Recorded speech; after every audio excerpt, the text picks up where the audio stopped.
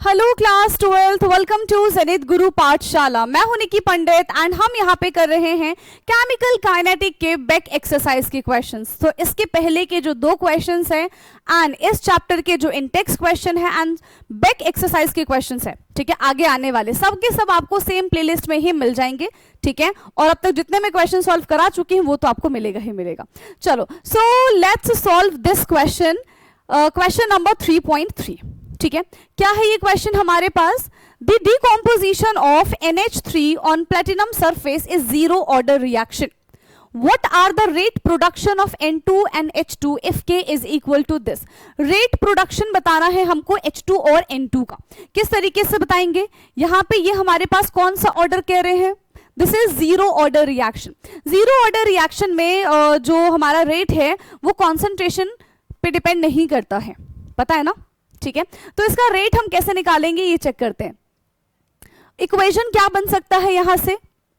तो हमारे पास है डिकम्पोजिशन ऑफ NH3, यानी कि यहाँ पे NH3 का ब्रेकडाउन होगा N2 और H2 में।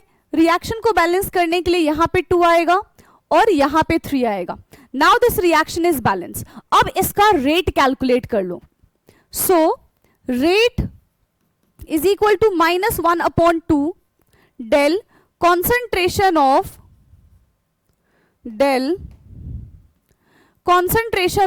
HN, not HN, it's NH3 upon dt, यही होगा, ठीक है, is equal to concentration of, ये change in concentration of N2 with respect to time is equal to 1/3 change in concentration of H2 with respect to time.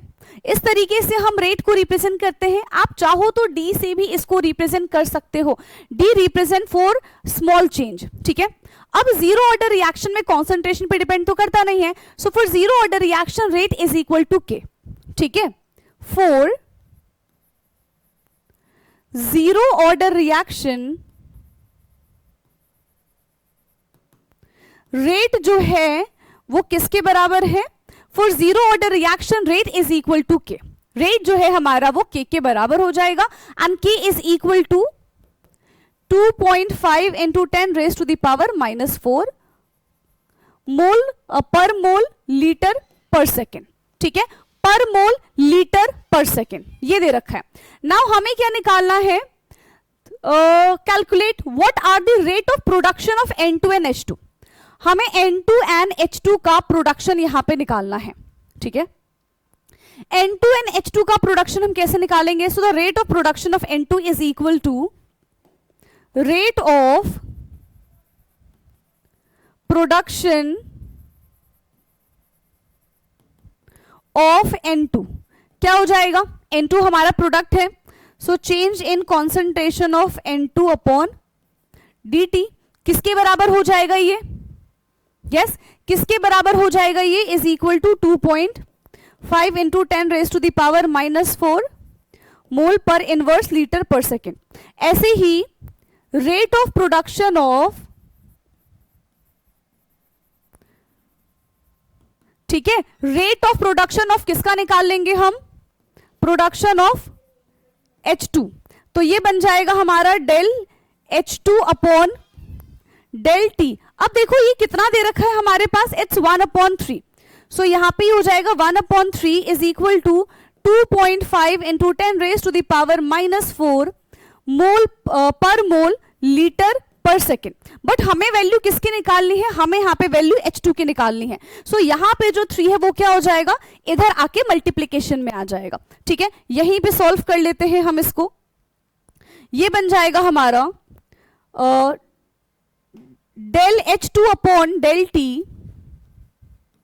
concentration of H2 upon change in time is equal to 3 into 2.5 into 10 raised to the power -4 mole inverse liter or second inverse. So change in H2 upon dt is equal to कितना हो जाएगा?